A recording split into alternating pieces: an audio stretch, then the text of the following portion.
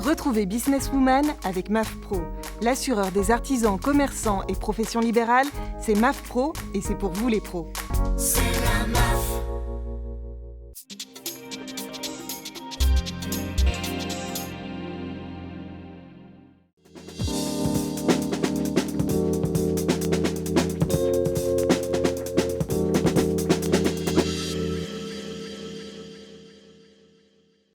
Bonjour à toutes et à tous, bienvenue sur le plateau de Businesswoman, votre rendez-vous incontournable dédié à l'entrepreneuriat au féminin. Je suis ravie de vous accueillir sur Demain TV et sur WeDoBiz.com pour ce numéro consacré à l'employabilité des entrepreneurs. Après avoir fait le pari de l'entrepreneuriat, certains décident de changer de cap et de redevenir salariés.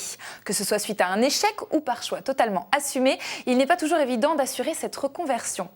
Comment appréhender ce changement dans de bonnes conditions? Pour y répondre, deux jeunes entrepreneurs qui ont accepté d'échanger sur leurs bonnes pratiques et de témoigner sur leur expérience. Pauline Lahari, créatrice de MyCV Factory, et Elena Agege, fondatrice de Chouette et salariée du groupe Lagardère Active. Bonjour mesdames, comment allez-vous déjà pour commencer? Bonjour, très bien. Bon, super, que de sourires autour de ce plateau. On va peut-être commencer par vous présenter l'une et l'autre. Pauline, vous pouvez nous parler de votre activité? Oui, bien sûr. Merci d'abord de nous recevoir. Donc moi, j'ai créé MyCV Factory il y a 2 ans maintenant. Donc l'idée, c'est de valoriser le candidat dans sa démarche d'emploi. Donc on a d'abord l'offre à télécharger, le CV à télécharger, où en fait c'est un modèle de CV que le candidat télécharge et rempli en autonomie. Et on a le CV sur mesure où on accompagne vraiment le candidat dans sa recherche d'emploi avec la refonte du contenu et on met en valeur avec des bons mots-clés pour qu'il puisse être sélectionné par les robots des entreprises. Donc voilà, on a un site internet et ça marche très bien, ça fait 2 ans maintenant et voilà.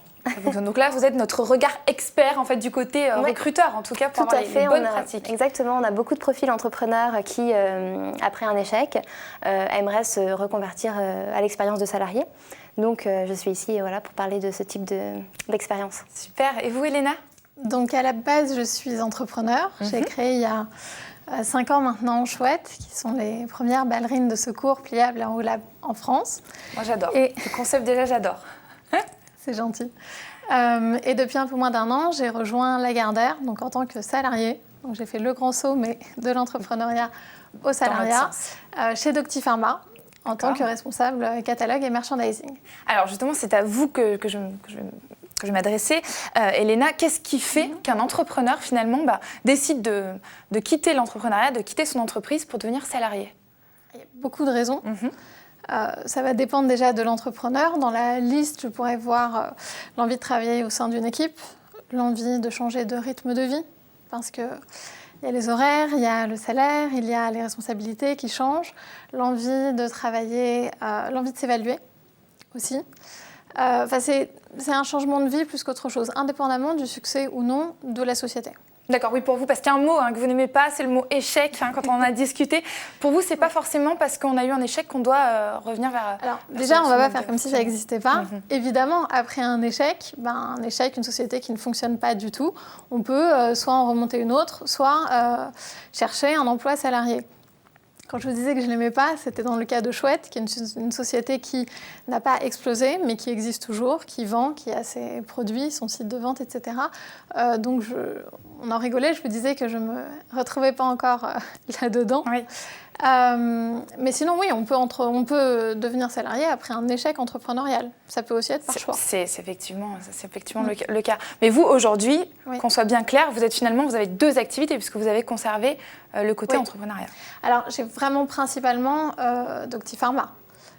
Chouette, ça tourne tout seul, j'ai cette chance-là. Ça tourne de façon, une activité relativement petite, mais qui tourne tout seul, donc ça me prend très très peu de temps. D'accord.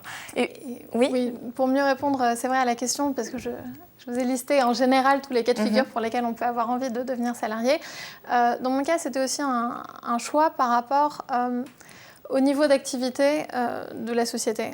Quand la société, je veux dire la start-up, plafonne un petit peu, à un moment, il faut se poser la question, si on estime que ce n'est pas épanouissant à ce niveau-là, de réinvestir et d'essayer d'aller beaucoup plus haut et beaucoup plus fort pour développer la société, ou alors de passer à autre chose. Dans mon cas, je trouvais ça plus gratifiant d'aller travailler sur un projet qui était en développement plutôt que de rester dans un projet qui reste au niveau du début.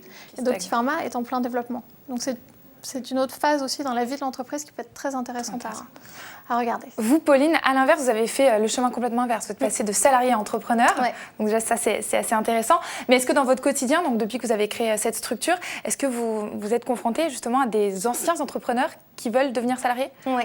On a eu récemment, en 2015, beaucoup d'entrepreneurs qui ont lancé leur société et qui, en fait, comme disait Elena, en fait, où ça commence à stagner, on se pose beaucoup de questions, est-ce que ça vaut le coup de continuer dans cette voie-là?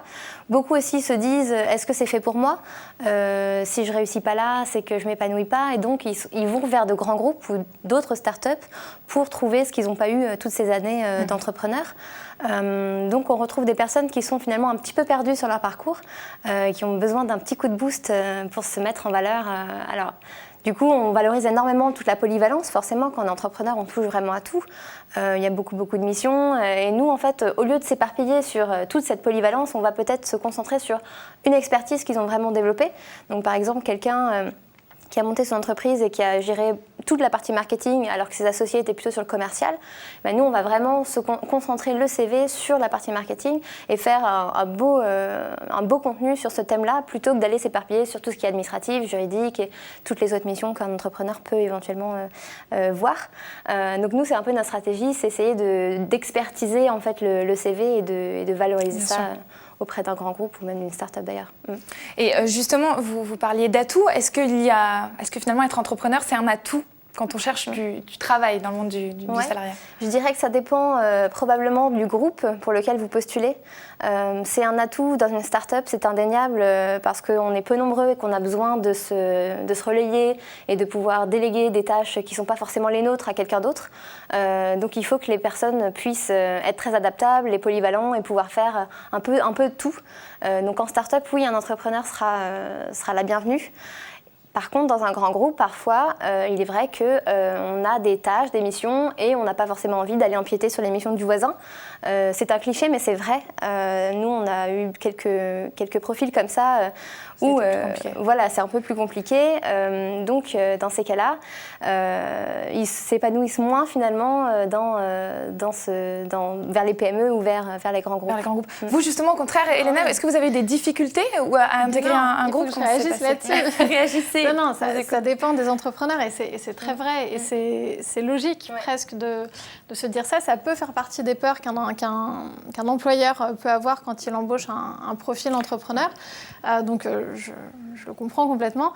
Après, ça dépend. Dans mon cas, j'espère que mes collègues seront d'accord. Je n'empiète pas sur leur mission à eux. Et ça peut être justement très épanouissant d'avoir enfin l'opportunité d'aller creuser une mission, d'aller la creuser loin, par opposition au fait de devoir toute la journée gérer beaucoup de missions sans avoir le temps de les creuser profondément.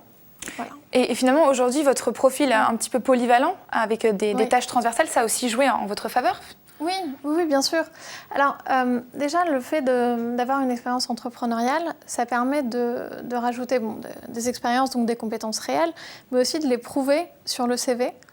Et j'ai l'impression que ça prouve plus de choses qu'une formation ou un autre type d'expérience. Il y a le côté, comme vous disiez, sur les compétences techniques que ça prouve.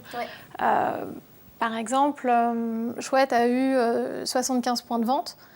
Le fait de l'écrire prouve qu'il y a eu à un moment une implication pour faire une démarche commerciale, l'amener à une signature, gérer une logistique, ça donne du crédit, gérer les douanes, etc.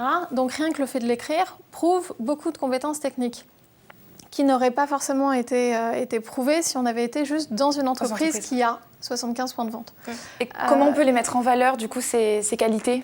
Eh bien, justement, il faut chiffrer les expériences. Donc, Elena l'a très bien dit. Un CV sans chiffres ne vaut pas grand-chose. Donc, souvent, on voit écrit gestion de projet, management d'équipe, mais combien de projets, quel budget, combien de managers, voilà, il nous faut des chiffres pour donner du crédit à la candidature. Donc, en effet, clairement, 75 points de vente, c'est quelque chose qu'on mettra évidemment dans le CV d'Elena si elle cherche... dans 6 pays. Dans 6 pays. Mais c'est pas énorme non plus. début. Mais c'est bien. À échelle start-up, ça permet de montrer une démarche. Et l'envergure du projet mené. Et voir dans quelle mesure vous avez évolué pendant 4 ans chez Chouette. Ça montre le résultat vraiment de l'expérience. Donc c'est ça qui nous intéresse aussi. Alors, justement, par rapport toujours à cette notion de non-succès, le fait de donner des chiffres, 75 points de vente est un chiffre, mais c'est indépendant du volume d'affaires qui a été généré par ces points de vente. C'est-à-dire que l'entrepreneur, que ce soit Chouette ou n'importe quelle autre société, que l'entrepreneur ait réussi à moitié ou complètement raté, la démarche de développer un réseau de distribution et de réussir à le faire est déjà une compétence en soi. Si jamais finalement ça n'avait rien vendu, au moins il a fait la démarche, il l'a appris pour de vrai, et c'est une vraie compétence. Et ça, c'était sur les compétences techniques. Tout à l'heure, je disais qu'il y avait 2 dimensions, c'est aussi des compétences par rapport au profil. Le fait d'être entrepreneur prouve une certaine rigueur, si je peux me permettre, parce qu'il n'y a pas quelqu'un d'autre, plus haut gradé, pour aller faire le contrôle qualité de tout ce qu'on fait. Donc, on est censé prouver une certaine motivation, une certaine énergie, une certaine rigueur. Une structure aussi, exactement. Très organisée. Et à l'inverse, est-ce que c'est pas difficile quand on a été entrepreneur, parce qu'il y a effectivement cette rigueur, cette polyvalence, on sait qu'il y a énormément de qualités, vous venez d'en parler. Est-ce qu'à l'inverse, quand on est soi-même entrepreneur et qu'on devient salarié, est-ce que c'est pas difficile d'abandonner cette forme de liberté qu'on pouvait avoir en tant qu'entrepreneur ? Moi, je sais que j'adore ma liberté. J'étais déjà très libre en tant que salariée, c'est clair. Mais j'aime beaucoup cette liberté, le fait en fait d'avoir mes idées, de les mettre en action et de voir que ça plaît. Je pense que c'est le process qui me plaît le plus en entrepreneur. Alors qu'en salarié, j'étais un peu frustrée de me dire, voilà, cette idée, moi je pense qu'elle est super et on ne l'a pas forcément mise en place ou on n'a pas eu les moyens pour la faire avancer. Et c'est un peu frustrant parfois de se dire qu'on n'est pas écouté aussi. Donc voilà, moi je suis très contente d'être entrepreneur. Et du coup, vous n'êtes pas... vous ne sentez pas... Ça doit vraiment dépendre des sociétés. J'ai beaucoup de chance d'être tombée chez Doctipharma, qui est à la fois une start-up, parce que c'est une société qui a 2 ans, un peu plus, et dans un grand groupe. Du coup, oui, il y a des process, oui, il y a une hiérarchie. Mais on est très écoutés. Et quand je dis on, c'est pas moi parce que j'ai un profil entrepreneur, Elena. Toute l'équipe, chaque personne a son mot à dire, chaque personne a un poste, donc est expert dans son poste, et va être écoutée à ce titre. Franchement, j'ai pas le temps d'être frustrée d'un manque de liberté. Voilà. Bon c'est bien, vous avez l'air épanouie en tout cas, ça fait plaisir à voir, toutes les 2. Et du coup, toutes les 3, oui, je suis ravie d'être avec vous. Du coup, est-ce que vous assistez à ce retournement et à ce changement, ce va-et-vient entre salariés et entrepreneurs ? Est-ce que ça arrive de plus en plus finalement, des gens qui changent et qui reviennent et qui reparent ? Je pense, oui. Visibilité nous, je vous dis, on a des entrepreneurs qui passent de l'un à l'autre et à l'inverse aussi, des salariés qui nous disent, voilà, je suis en veille, je suis encore salarié, mais j'ai créé mon projet de mon côté et j'aimerais du coup que vous m'aidiez à le mettre en avant sur mon CV pour valoriser ce nouveau projet. Donc oui, je pense qu'il y a vraiment un passage entre les deux qui doit se faire. Mais je pense que voilà, ça dépend aussi de chaque personne et avoir aussi le culot d'y aller, le courage aussi. Il faut oser, c'est un peu le mot que vous avez envie de dire aujourd'hui. Ce serait la conclusion un peu de complètement, parce que moi aussi, mais dans une échelle plus petite, avec mes amis, je le vois de plus en plus. Et justement, ça fait des profils assez riches d'avoir et des expériences entrepreneuriales et des expériences salariales. Et passer de l'un à l'autre, chacun fait gagner en compétences. Donc, il ne faut pas hésiter, il faut oser. Merci à toutes les 2. On va rappeler peut-être vos sites internet respectifs.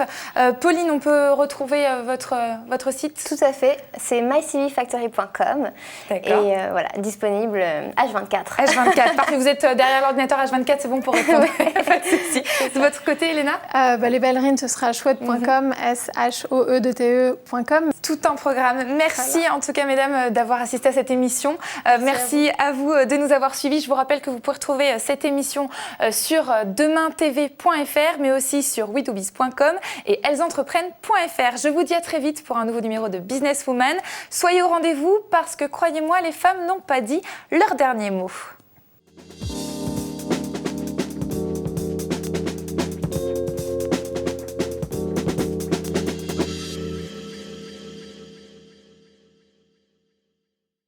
Business Woman vous a été présenté par MAF Pro. L'assureur des professionnels et de la santé collective, c'est MAF Pro et c'est pour vous les pros. C'est